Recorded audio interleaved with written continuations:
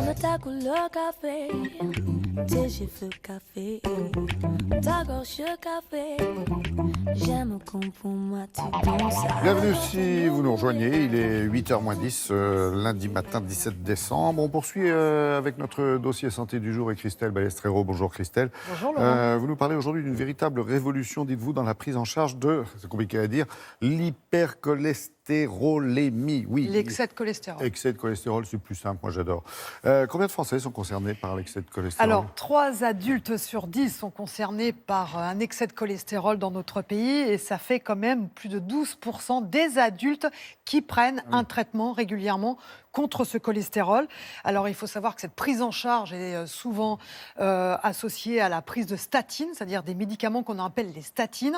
Les statines permettent de diminuer les risques cardiovasculaires parce que c'est bien le problème de l'hypercholestérolémie. Mais ces statines s'accompagnent aussi parfois d'effets secondaires et elles n'arrivent pas toujours à contrôler le patient, en particulier lorsqu'il s'agit d'hypercholestérolémie familiale, c'est-à-dire un excès de cholestérol qui est dû à une anomalie génétique. Alors, il existe un nouveau traitement, effectivement, qui est cette fois-ci injectable. Le patient peut s'auto-administrer le traitement tous les 15 jours. Il est visiblement très bien toléré. Il est facile d'utilisation. Et les premiers résultats qui ont été présentés au congrès de l'Association américaine de cardiologie sont très prometteurs. Explication du professeur Atul Pathak.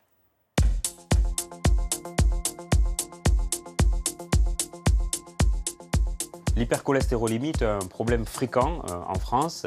Il y a 2 grandes familles de patients qui ont des problèmes d'hypercholestérolémie.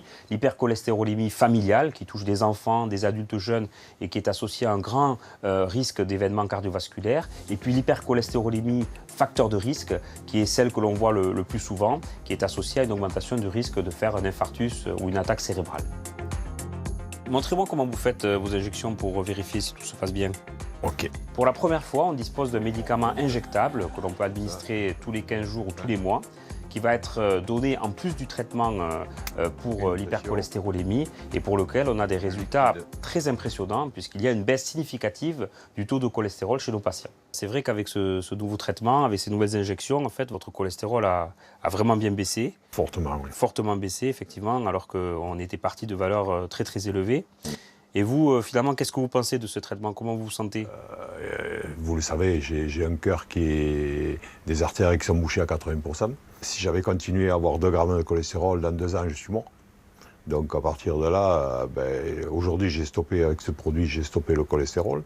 Et j'espère avoir une espérance de vie jusqu'à 100 ans, quoi. Non, je rigole. Dans l'organisme, le foie a la capacité d'éliminer le cholestérol grâce à des récepteurs. Ces nouveaux médicaments vont agir sur ce système en boostant l'activité de ce récepteur qui va agir comme un super éboueur. 2 essais ont été publiés qui démontrent l'intérêt de ces médicaments.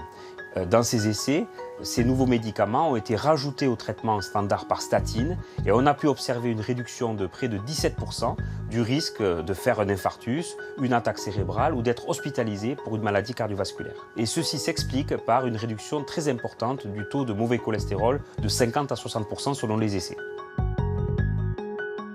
L'avenir de ce médicament, c'est d'une part de prendre en charge les affections les plus graves, c'est-à-dire les maladies familiales où les enfants et des adultes jeunes souffrent d'hypercholestérolémie. Pour les patients qui ont trop de cholestérol et qui ont déjà fait des accidents cardiovasculaires, ces traitements, en plus du traitement de fond, pourront réduire le risque de récidive d'événements. Et puis un jour, on pourrait imaginer que ces médicaments remplaceront ces traitements qu'on appelle les statines. 14,7, c'est bien ? Christelle, ce médicament est disponible en France?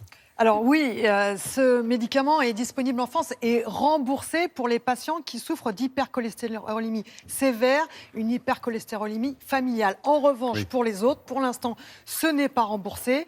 C'est encore en discussion au niveau du comité économique des produits de santé pour savoir à quel prix on pourrait le rembourser en France. Mais on pense que très prochainement, ça serait remboursé pour tous. Merci beaucoup, Christelle.